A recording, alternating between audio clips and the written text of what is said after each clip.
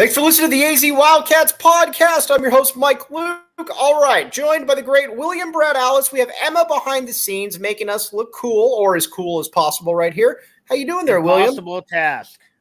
All right, William. First of all, we need updates on Tyler Alice right here. I saw some action sports photos. What's going on with young Tyler? Yeah, Tyler's now into his second week of tackle football at the Flowing Wells Middle School, running with the ones on offense. And somehow they have to play a game Tuesday, and they've already missed a practice this week due to weather, but we'll see. But yeah, he's playing right tackle. I'm assuming somewhere on defense. We haven't gotten to defense day, and may also be doing some kicking. So a versatile athlete there. Is he the largest player out there? No, not even close. Really? No, he's because he's playing with eighth graders. So there's a bunch of I got you. I mean, he's a big kid. He's 5'7", about 180. But there's some kids who are probably about 5'10". Okay. There are also some kids who are well over 300, but not quite 5'5". So not quite 5'5", right? Yeah, and he's also doing club baseball. In fact, maybe seeing me tweet out some stuff pretty soon. His baseball team is going to be doing a fundraiser next weekend. So little car wash location to be determined. So come on out and support the Tucson Padres. And embarrass Tyler. Right. All right. Let's talk. We're going to talk some Pac-12 power rankings right here for football. We're going to talk a little bit of Kansas Jayhawks right there, because obviously I think it's fair to say right now. Well, let me ask you this, Brad. If you were to take stock in the next 5 years and say you could pick any program to win multiple national titles, again, I get that probably won't happen, but what program would you choose? It's probably Kansas. When you look at the combination of blue blood status, proven coach, ability to do it over multiple generations. Again, if you pick UConn, I'm not arguing with you, but we have to see if Hurley can do it again. Right. All right. I'm not picking Duke, not picking Carolina with their current coaching situation. So, yeah, it's probably Kansas. All right, we're going to talk. All right, let's get into some Pac-12 football power rankings right here. 5 of a kind media. Happy to have you on board right here. All right. It is funny, Brad, that this is the last year of the Pac-12, and it's probably the most loaded the conference has been in, the last 15 years or so? Yeah, maybe not quite that long, but pretty close, yeah. I mean, it's probably – I'm not sure it's been this good since Pete Carroll, so how long has that been? Maybe 15 years, yeah. But it's probably the there's that stretch there in the mid to late 90s, where I think if there had been a tournament, the Pac-12 might have had 4 or 5 different national champions. I would agree with this. That includes those USC teams, obviously, under Pete Carroll, both the Palmer and the Leinart teams. You look at Arizona 98, UCLA 98. You look at the Harrington. ASU 96. The Oregon Harrington team and that Oregon State team that beat Notre Dame. I mean, there was no team in America that was beating them that night. So, yeah. And then, they've had some peaks in the early 2000s, but I think you can make a legit case that I think there are 4 teams that, if they reach their apex, could sneak into the national title picture. And that's not including Oregon State, who I'm not as high on as other people, but who, if they put it all together, could be very interesting as well. So that's, 5 really quality teams. All right, well, let's get this started then. The first team that I'm going with USC, number 1. They got the best player. For the first time, they have a really good coaching staff as well. First time in a while with Lincoln Riley. I am going USC number 1 there, William. I mean, the only reason I'm picking Washington is to be a contrarian. But USC on paper is the best team. I do have a question about Lincoln Riley. He's never gone undefeated. Couldn't run the table in the Big 12, much less a season. So I think that is something to look at. Now, you might argue that he has more talent with this SC team and may have less, depth to the conference. But, I do have some questions about Lincoln Riley overall. I mean, is he a very good coach? Absolutely. We just have to see, is he really closer to, some of these other guys and not quite in that elite range that, you see, at Ohio State and Clemson. Would you rather have Jim Harbaugh or Lincoln Riley? Because of the baggage, Lincoln Riley. Okay. All right, fair enough. All right. Although I think Harbaugh's probably more accomplished. But with the NCAA stuff, with his ability to job jump, with him always looking at the NFL, give me Lincoln Riley right now. All right. I am going to go Washington number 2, though, right here. I think they hit the ball out of the park with Kalen DeBoer, obviously, as their head coach. Michael Penix is a very, very good quarterback. And you have maybe the best starting wide receiver duo in the country. And if not, it's right there. I'm a big fan of Washington. Very bullish on the Huskies this year, William. Yeah, and I'm curious to see how they get on defense. This is a program that over the last 5-10 years has just cranked out number 1 draft picks on defense, but their defenses haven't always been great. So if DeBoer's staff can put that together, that's one reason I'm really high on Washington. I love their offensive skill position players. I'm a big fan of Penix. I remember when Arizona was recruiting him, and I thought he was pretty good. Was a little surprised he went to Indiana, to be honest. Where he struggled, but I think, again, some of that's the talent around him, and now he's in a good situation. And to me, if DeBoer's as good a coach as I think he is, then Washington's going to be really, really interesting. Right. And he has the feel of a coach who you just kind of wonder how long. Again, Washington's a really good job. You can win at a very high level at Washington. I think people forget how great that job was. For 20, from the late 70s to the really early 2000s, it was a top 10 job. Washington, in my opinion, all right, if you're just looking at it right now, just all things equal, I think Washington is the second best job in the conference behind USC. Yes. I mean, obviously there's that Nike money, which kind of makes Oregon different. But if you're talking history, fan dedication, recruiting base, it's really hard to beat Washington. Right. All right. So who do you have at number 2, William? USC. Okay. So I'm assuming we're probably, all right, now it gets interesting here. Oregon, I have Oregon at number 3. I like Dan Lanning. I think I think Dan Lanning is Mario Cristobal that can coach. And if that is the case, and again, I'm not 100% sure what we have in Dan Lanning yet. I'm not ready to stamp him. But if he is Mario Cristobal who can coach, then Oregon's nationally relevant no matter what conference they're in next year. For that reason, I took Utah 3 because we know Kyle Whittingham is a top 10 to 12 He's a top 10 coach in the country, yes. In the country, yes. And I actually, and I like their quarterback too. But yeah, again, to me, that this top 4 group is the elite group, and I think any of them are capable of winning the Pac-12, and any of them are really capable of sneaking into the playoff. I think, again, USC has the most talent. Washington may have the most things lined up for him, but I think Whittingham's the best coach. I think what was I going to say? Yes, Whittingham is the best coach. I like Utah. Utah to me and Kyle Whittingham is like a much better, very consistent version of Dick Tomey. And that his recruiting classes might not necessarily be rated really high, but he's got a very good ability to be able to find players. He can get dudes in there and he can develop them. If Dick Tomey was able to sustain, which was obviously what he wasn't able to do, I think it would have looked a lot like Kyle Whittingham. Yeah, they had a niche for their recruiting. Obviously, they're big in the LDS and Polynesian communities. They're able to have guys go on their missions and come back and be physically mature. He gets the most out of his players. And I think what they do is I think they know who they're recruiting. So they don't get into these prolonged recruiting battles that take up a lot of resources. Instead, they cultivate those relationships. And they obviously, being able to get Zach Wilson's brother in there, that's, I think, a big-time pickup. But that was based on relationships. I mean, we all heard the rumblings that he might have preferred the environment in Arizona, but couldn't say no to that coaching staff. So, yeah. And again, they crank out NFL players. And again, most of those guys were 3.5 star players. So they have a formula. It works. And that's the good news for Utah going into the Big 12. It travels. It's like defense travels. It does. It really does, doesn't it? So does Whittingham's recruiting thing. He doesn't have to open up anything new. Right. He just keep doing what they're doing. And as long as he is there, that'll be an 8 to 10 win program.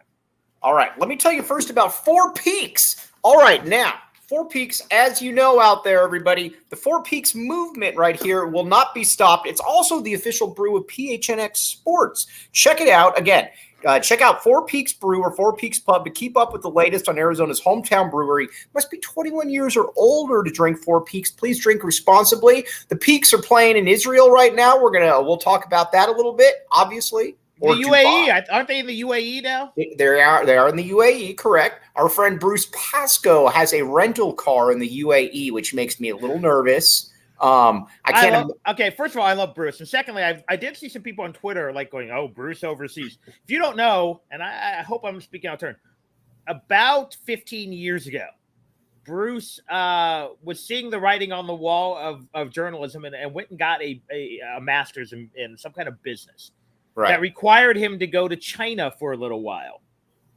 So it's not like Bruce is not an international man of travel. He's also gone on some of these other trips. I did not know that about Bruce. Yeah, in fact, he missed the So Bruce studied abroad in China? Yeah, he had to go do something for this master's program in China for a couple weeks, but happened to coincide with the NCAA tournament. That being said, we like to give Bruce a hard time. Bruce is your typical kind of reporter. Bruce is as good-hearted a person as you will ever come across. No, so I'm saying Bruce, rental car, UAE, will either be a great adventure or probably boring because he'll probably get where he needs to go and write the stories he needs to write and cover that team like he covers that Bruce team. Missed his, and I think Michael Lev made this point at Media Day, or last week. Bruce missed his point as an interrogator for like the IDF, because what Bruce would do then is he would keep asking the same questions and then slightly different way. And then finally the guy would say, fine, dude, just whatever. And he would admit to it. And then Bruce would say, oh, by the way, here's another round of questions.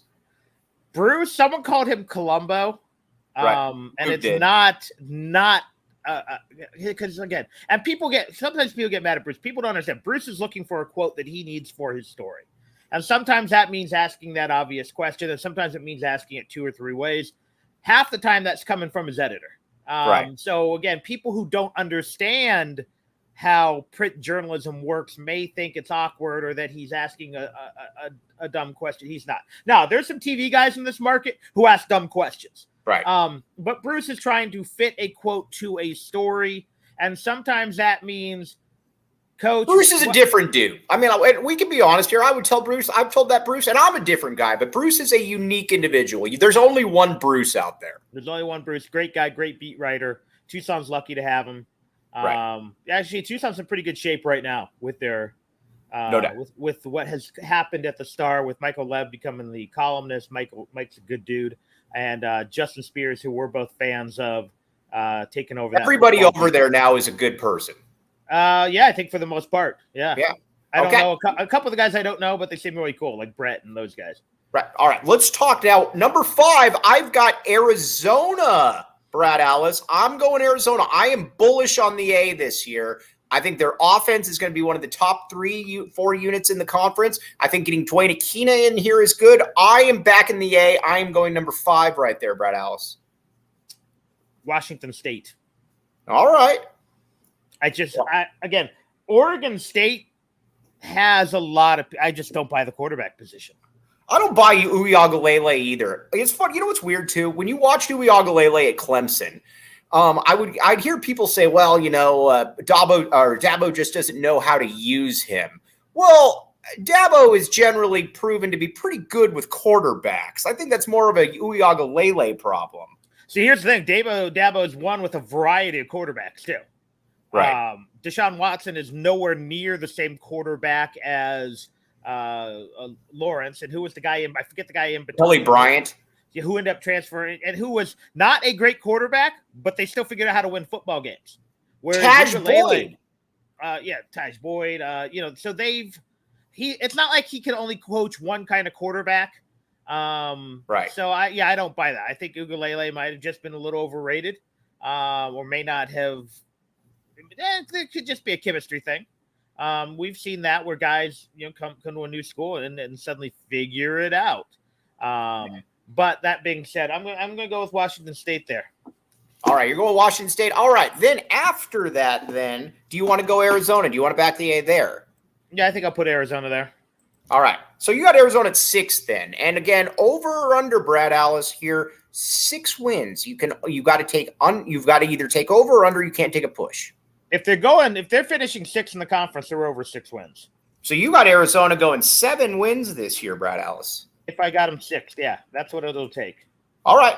I've got Washington State there as well. I'm not very bullish on. I'm not bullish on Oregon State for the same reason that William isn't. Mainly because I'm not at all sold on Uiagalelei. Although I do like Jonathan Smith a great deal. I think Jonathan Smith is a very good coach. I very much liked Jonathan Smith as a quarterback too at Oregon State for that team that beat Notre Dame in '99. Brad. Yeah, he was fun. He was a good quarterback, a little undersized, had the great receiver. Typical walk on. Yeah, exactly. So fun team. Yeah. All right. Then I got Oregon State. I like again. I think they return quite a few players, like Jonathan Smith for obvious reasons. I got Oregon State then, Brad. At let's see here. I'm trying to do the math right here. It's 7th. 7th, correct? Yes. I also have Oregon State at 7th, but you could tell me they're finishing 2nd. I'd believe you. They have the biggest variance. Right. I think they're the most talented team who has the biggest question mark at quarterback. Right. And if he's a 4-star player this year in the Pac-12, they're probably finishing 4th. If he is the guy we saw at Clemson, they're probably finishing as we have them here 7th. Right. Okay. Then after that, it becomes interesting. There's a lot of mumbo jumbo in here. I disagree. I'm going to disagree with it. I think UCLA. They're going to start probably a freshman quarterback. I think there's tier 1, which is Oregon through Washington, and then there's tier 2, which I have Washington State through UCLA. Right. And I think any of those teams you can jumble. So if you tell me UCLA finds gold in this freshman quarterback and they finish 5th, I believe you. If you tell me they don't find, I have trouble seeing them finishing below. And what do we have them at? I think it's 8th. But I think they could be anywhere in that mix. The only one I can see jumping out of this tier 2 is Oregon State. If they get elite quarterback play, I think the rest of it's kind of jumbled here. So the difference between 5 and 8, I think, is minimal. I tend to take the 2 teams with the more established quarterbacks, and that's what I did with JDL and obviously his replacement, Washington State. After that, I'm going Cal. Cal's a tier by themselves. I think that I actually think Cal is going to get rid of sports in the next 5 years.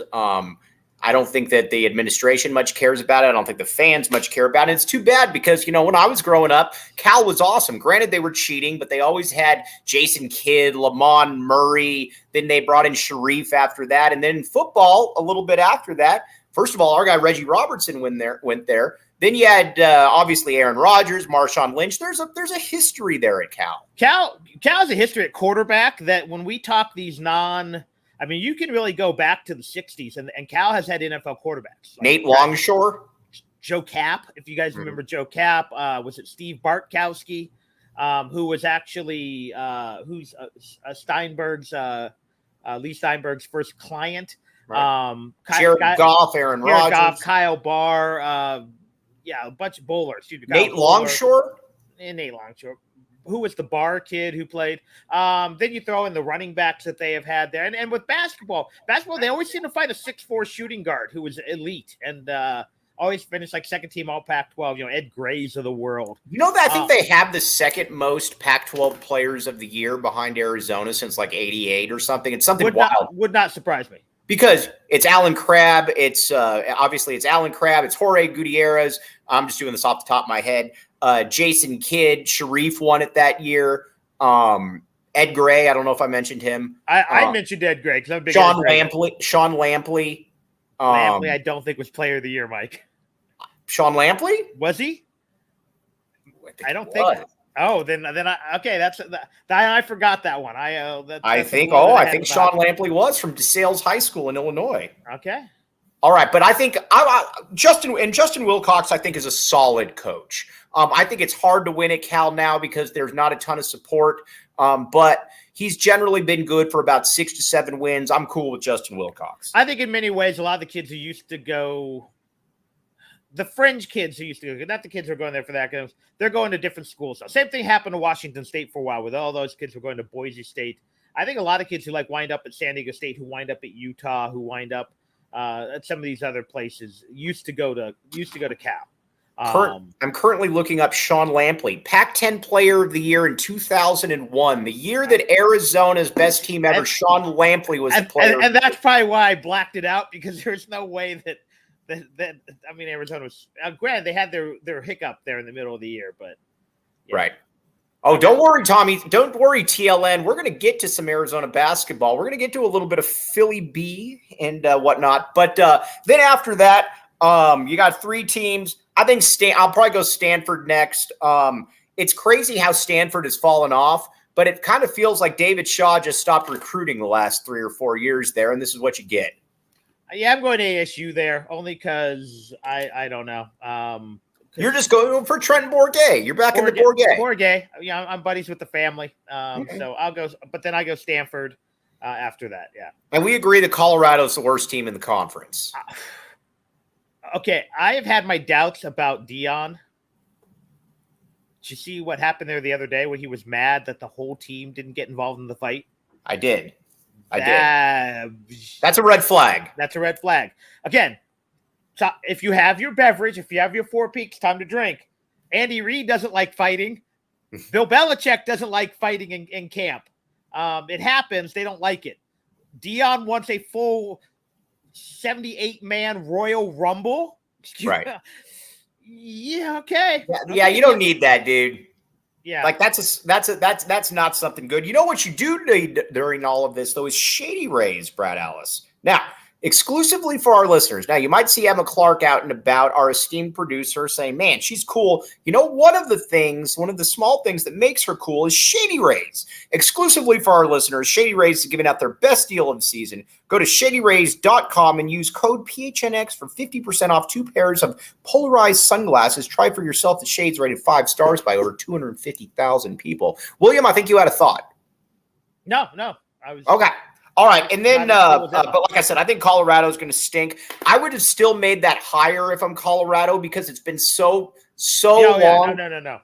Yeah, here's the thing. Dion's either going to reinvent college football as we know it, or until the rules change, or he's going to flame out spectacularly. But that's a chance you take if you're Colorado. That's a chance you take. The only other guy I would have tried to bring in there is Eric Bieniemy. Right. And I don't think he wants to go back to college. I think he wants to use, obviously. What's missing with Eric Bieniemy?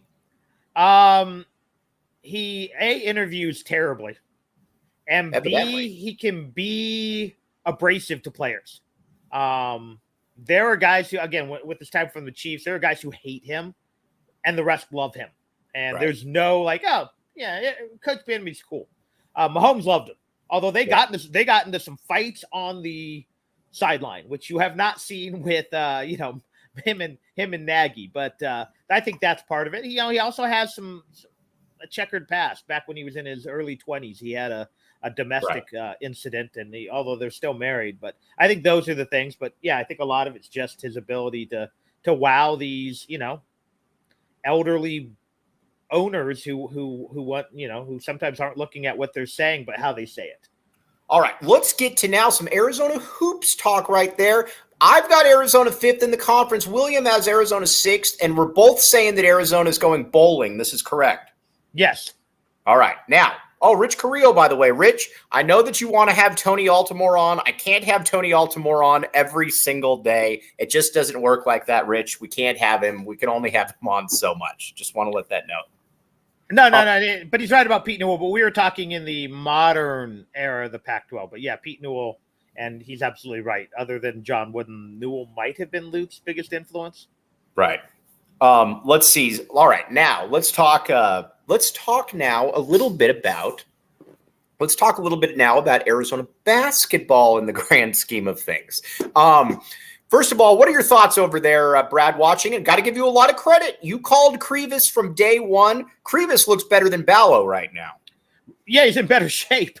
Right. And again, I go back. I think I've said this every show. We've mentioned Mount Krivas, but I just looked at his tape and I saw a kid who's supposedly barely 18 years old, but who's put together pretty well. Again, could he use 10 more pounds of muscle? Yeah. But unlike, and again, I'm going to pick on Dylan Anderson. Dylan Anderson needed 30 pounds of muscle when he committed to Arizona. He's got 2 peaks on each shoulder, which a lot of those big guys don't have. His shot blocking ability, and he moves well. He's not springy athletic. He's not a blazer, but he moves well. He's nimble, and which is what I want in a center. So again, is he going to lead the break like Koloko? No. But if you dump it down to him, is he going to trip over his own feet? No. So yeah, I like Krivas. And I also just saw a game that was easy to translate.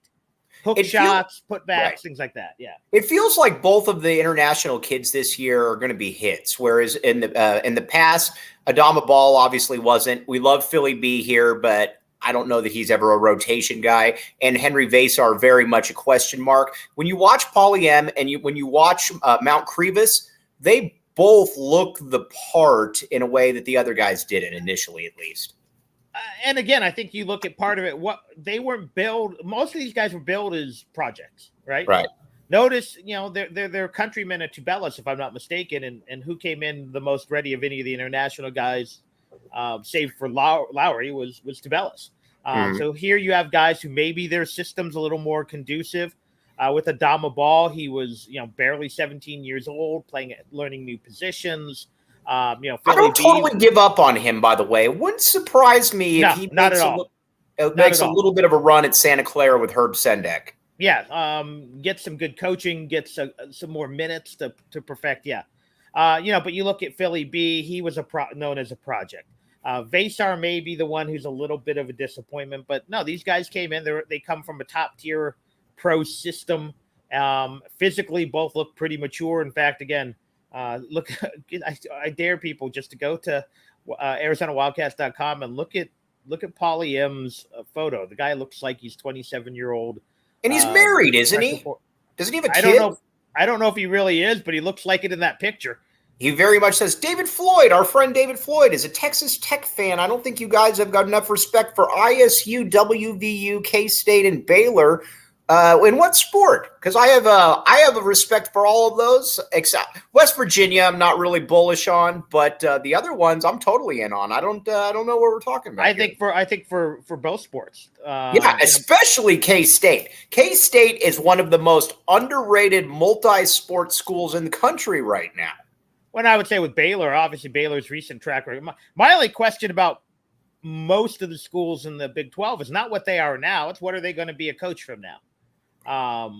We know Baylor football I don't worry about though now because Baylor football is now a 3-coach school. Yeah, and so they may have ascended, but I think we've long said that we think maybe the top part of the Big 12 in football is not as strong as like the Pac-12 because you don't have a traditional blue blood, but I think 1 to what now 16 it's right. A loaded conference. The same thing with basketball. Basketball at the top is pretty darn good. Now, yeah, I mean, I think if you're David, I think I'm speaking for William here as well. We think that the Big 12 is the best basketball conference in the country, and that's a huge reason why I wanted to go there from day one. Brad wanted to stay in the Pac. Brad was wrong. That's okay.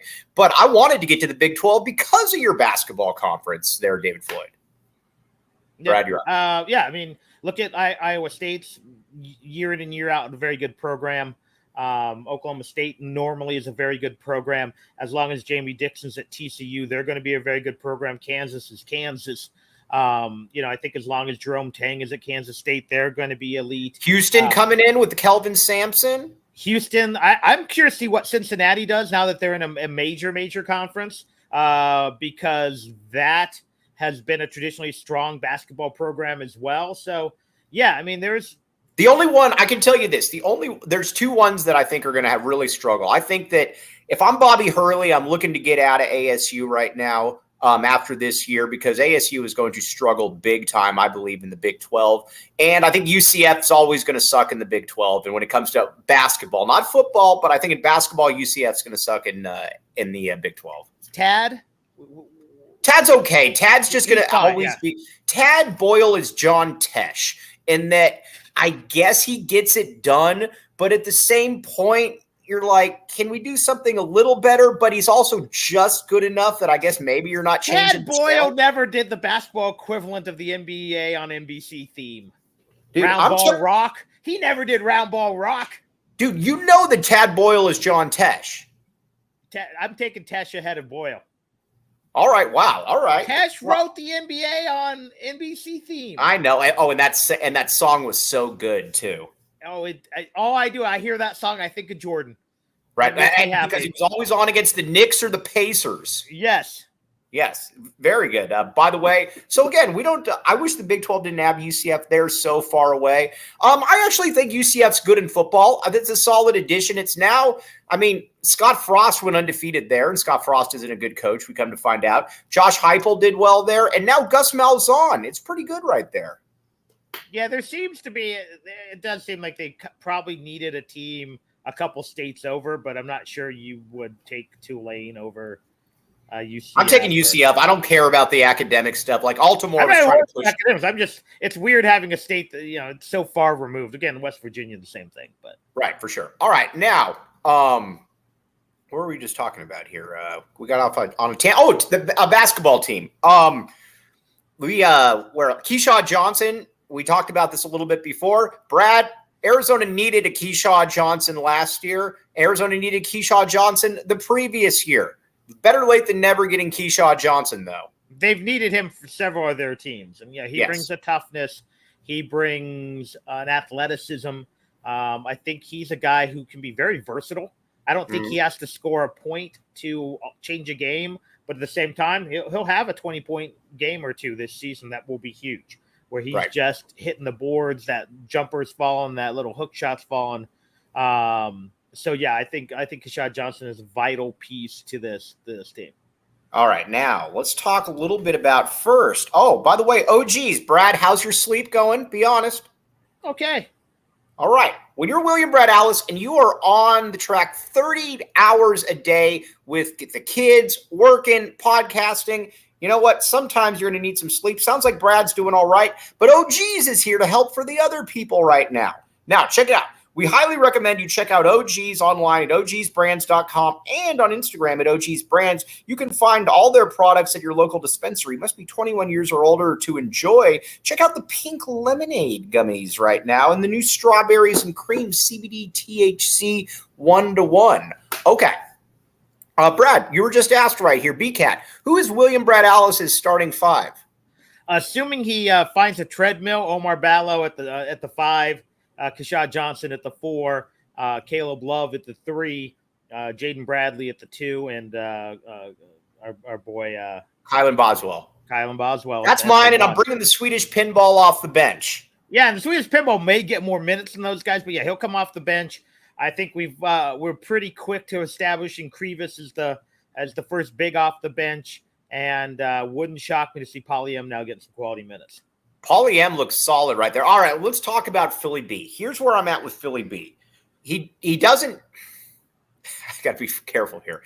He doesn't totally stink. I'm not saying that at all. Philly B strikes me as the type, though, that is going to be a 5-year – he could be a 5-year practice player here, a little bit like a Justin Wessel type. A different player, obviously. Maybe by the time he's a junior or senior, he gets a couple minutes here or there, but he's happy to be around the program. He's happy to be around the guys. The guys are happy to have Philly B. He enjoys college life. That's what I'd like to see for Philly B.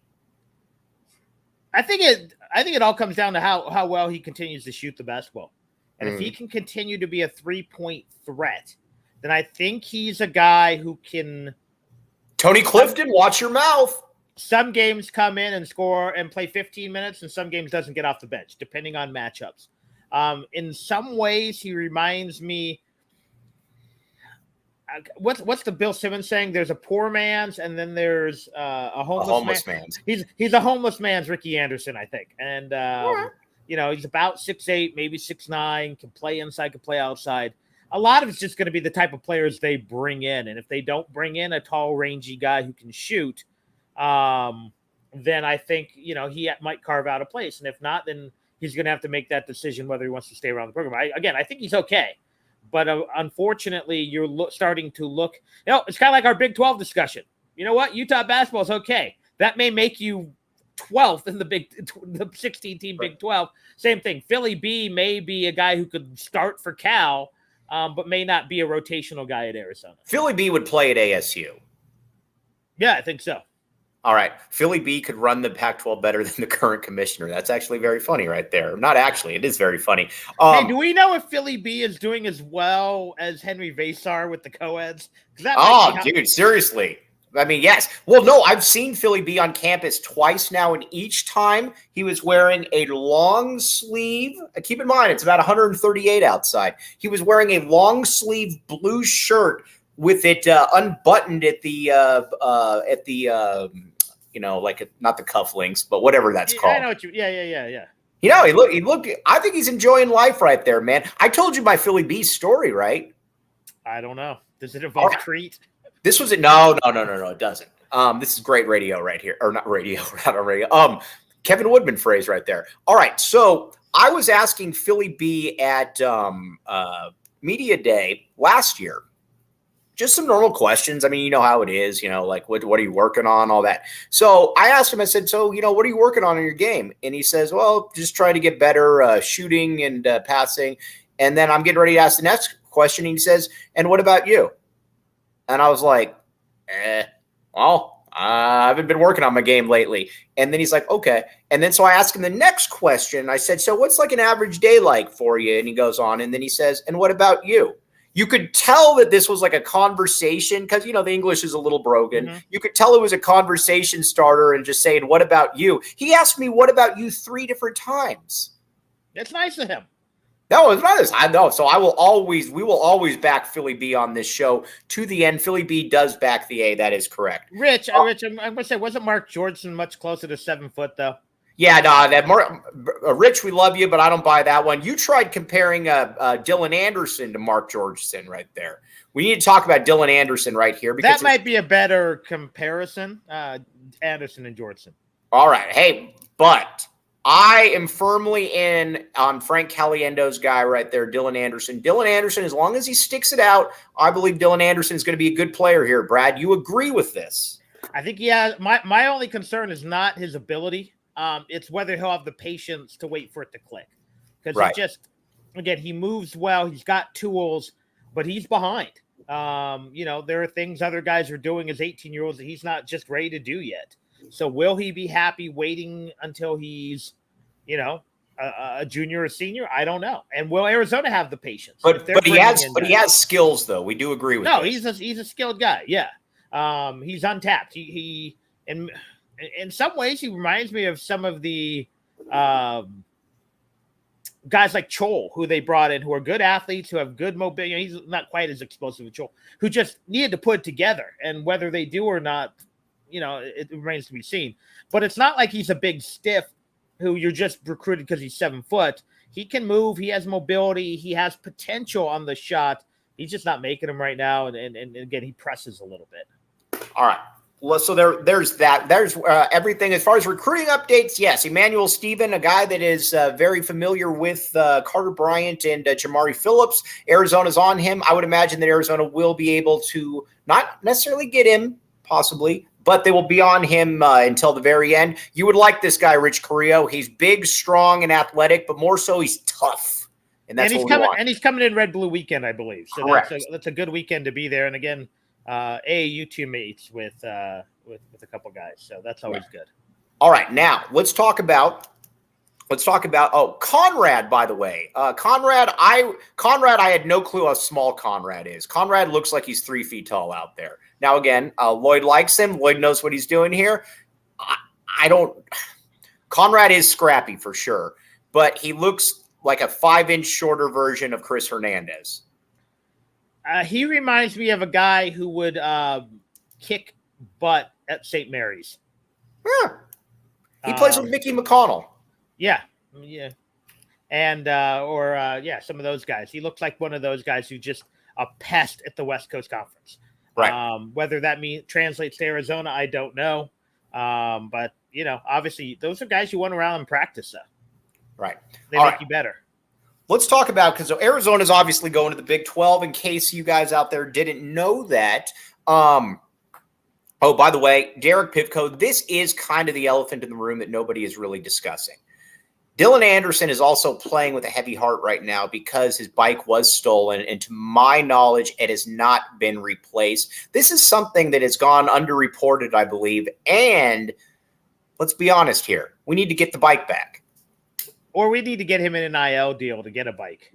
Yes. We need to get the bike back, and What by any means necessary. Everybody out there, pool your resources together. We need to get the bike back. All right, let's talk a little bit about Kansas here because Arizona is obviously going to the Big 12. Kansas is at the top of the basketball world right now. I know that he's been caught for some bad stuff, but I've always liked Bill Self's recruiting roster management strategy because it's not just the Mike Krzyzewski, Mike Krzyzewski later in life, John Calipari, just bring in a 10 5-stars and we're going to be able to see what everything works. Bill Self is a little bit different. Bill Self recruits. He gets the mega kids like the Josh Jacksons, the Andrew Wiggins of the world, but he's done an amazing job at finding the Frank Masons, the Devontae Grahams, players like that. Perry Ellis. Perry Ellis was a little bit higher rated, but you also got guys who stick around. They don't get frustrated. Stick around. And he finds these under the radar guys, and that's where I think he's really been able to be successful and make a living. And there's a lot of Lute Olson in there, and that Lute Olson would get the Mike Bibbies, but he would also obviously have the Miles Simons, the Jason Terrys, the AJ Bramletts, the Bennett Davisons, etc. That there's a little bit of Lute Olson there as far as his roster management and structure goes. Yeah, I think his ability not only to bring in those guys, but get guys who mesh. You rarely see a Kansas team say, "Oh man, they're missing height, or they're missing toughness, or they're missing athleticism." Right. They're able to fill in those gaps, and whether that's through recruiting, through the transfer portal. So when you talk really good roster, because we've seen some of those Duke teams or those Kentucky teams that have 7 first-round draft picks, you're like, they can't play together. Right. They don't have, they're missing a tough guy, or they're missing a shooter, or they're missing this. When was the last time you said that about Kansas? Like, if Kansas only had another shooter. Right. If Kansas only had another strong big, they'd be good. Yeah, exactly. Oh, they're playing undersized at the 4. No. So, Self has done a remarkable job. Again, you'd be hard-pressed maybe not to consider, Kansas is obviously one of the top programs of all time. I actually, have great familiarity with my dad growing up in Kansas City. He's a big time KU fan. Hey, Arthur Alice, correct? You want some trivia? Who's the only losing coach in Kansas history? Arthur Alice. James Naismith, the guy who invented the sport. That is a fun fact. By the way, Brad, I need you to come back right now at Rich Carrillo right here. He's taking shots at our guy. Don't let it happen. Philly and Anderson both stink. But I do like the South Dakota State transfer. He's a grinder with swag. I expect. Who's the South Dakota State transfer? Oh, the San Diego State. Okay, Keyshawn. Yeah. Stick up for Dylan Anderson again. Well, I don't want to get into a land war with Rich Carrillo. For sure. There are certain things. You don't get into a land war in Russia. You don't get a land war with Huntington Beach. Right. No, that's true. Especially Huntington Beach is greatest right there. But again, I do like the idea about somebody buying the kid a bike back. Let's get that back there. I want him doing an NIL deal with one of these bike companies. It was funny when I was talking with Frank Caliendo, my guy. He asked me. He says, "I got to get Dylan an NIL deal. Who's the most important sales or business guy in all of Tucson?" And just off the top of my head, I said Jim Click. That's right, correct? Didn't he say Jim Click? Yeah, because he said Jim Click because I told him about Jim Click, and then he called him Jiminy Clickett. Yes, I heard that. I saw that one. Being a big fan of Caliendo, that was a fun interview. But is Jim Click the biggest businessman in Tucson? He's got to be, right? I think he's most high profile. I'm guessing there's some developers who probably have an extra zero in their bank account. Hi, everybody. I'm Jim Click. Remember all those commercials? Of course I do. Oh, here's the funny one. If you want story time, I'm at the 94 Final Four. And my dad knows Jim Click well enough from business things. And he comes up, he's like, "Hi, everybody." Or he said that. He goes, Hi, Arthur. And just in that voice. And it was just like, I was like watching TV. He didn't say, "I'm Jim Click," but so it was pretty funny when those guys, you see them in person. Oh, good question here by Rich Carrillo. Right up my our alleyway. All right. The most hyped recruits. I would assume the highest ranked recruits / hype. That's where I'm assuming going. Mike Bibby's number 1 by a mile. Mike Bibby was that dude. Number 2 becomes fascinating. Buttinger. Buttinger, Bayless. My thoughts were the three Bs: Buttinger, Bayless, and the guy who never showed up, Brandon Jennings. What about Khalid? Because Khalid came over obviously from New York. He was the first. That was pre-internet ranking though, but yeah, he was a big deal. But McDonald's All-American from Christ the King though. I think he was also a parade All-American too. Correct. I mean, he was a big one as well. Muehlbach told me that because Muehlbach was a senior when Khalid was a freshman, and Muehlbach said, "Yeah, I was playing. Chris Mills was on the team, Damon was on the team, and he said this dude was. He said, and this is all due respect, he said this dude was more talented than both of them." Which I don't know that I can really argue with that on that. No, Khalid, basketball came very easy to Khalid. He just didn't want it in the way that Damon did. That's where I think probably the best way of putting it is. Yeah, I think you're right. Yeah. After that, then it becomes interesting. Gardner was a top 15 kid, second best point guard in the country behind Jay Williams. Shakur was a top. Shakur is on there. That's a black era. Indy Eby is one of the. Jefferson was probably top 25. He was a top 50 kid, but he blew up at the Nike camp. Nike camp, yeah. Right. Who else here? That's actually a very good question. Trying to think. A lot of them were transfers. I mean, Chris Mills was a top 10 kid. Lauren Woods was a top 5 kid. So you look at that, but Lute did bring in a lot of top 10 kids. He brought in a lot of top 40 kids. A lot of top 40 kids. A lot of Reuben Douglases. You know what? Marcus Williams was a top 30 kid, top 35 kid. Right. Who people forget he was actually pretty good despite being that kind of he was kind of a turd, but he was pretty good. Chris Rogers was a 5-star guy. So Hassan's somewhere in there. Hassan, speaking of Kansas, Hassan was the only dude who I think pretty much in that era that could have gone anywhere. UCLA, Kansas, a priority recruit the Lute got. Arenas was not a highly ranked recruit. As a matter of fact, Arenas was Kansas State and Arizona. Arenas was outside the top 100 by every recruiting service except for the Sporting News, which ranked him a top 10 point guard along with Jason Gardner. Wow. I did not know this. Sporting News, Mike DeCourcy. Mike DeCourcy's always at a soft spot, though, for Arizona. True. Yeah, I just remember this is before I was really working for GatTrax a little bit, but reading in there, I'm like, oh, I never even heard of this Arenas guy. Steven Jackson would have been another one had he shown up there. If we're talking transfers, very few guys were higher rated than Ben Davis coming out. Good point. Right. Oh, by the way, something you don't have to worry about, Saturday Neon. Go to SaturdayNeon.com and use code PHNX for 10% off your order today. Free shipping for orders over $200. By the way, again, everything I need is to try to make me look a little bit more normal because I'm not. That Saturday Neon thing that glows right there, the A, it's absolutely fantastic. Check out Saturday Neon. These are good people. Started like just a bunch of buddies right there. Good stuff. I would say Tommy's left junk. Arenas to me might be, in my opinion, the most talented player of the Lute Olson era. I just think people forget just how. We can keep talking, Brad. I'm going to date Brad, or not date Brad Ellis, but I'm going to watch this. Brad, keep talking. Hold on. But a lot of the guys you don't expect were highly ranked recruits, and some of the guys who were great players weren't highly ranked recruits, and recruiting wasn't quite as, hey, I might have written a half of that book. You did. This is the great William Brad Ellis here, along with John Schuster. They got to sit down with Jason Gardner and Gilbert Arenas. This is correct. Yeah, that's not that issue. That's actually the Batman and Robin issue. But yeah, the stuff we couldn't use from that interview. So basically, if people want to know, we went to Gilbert, Jason Gardner, and then a third guy, just a random international student. Lived together in an apartment off a stone. And we got to go to their house and just hang out and interview them. And we got them playing PlayStation, playing one of the old college football games.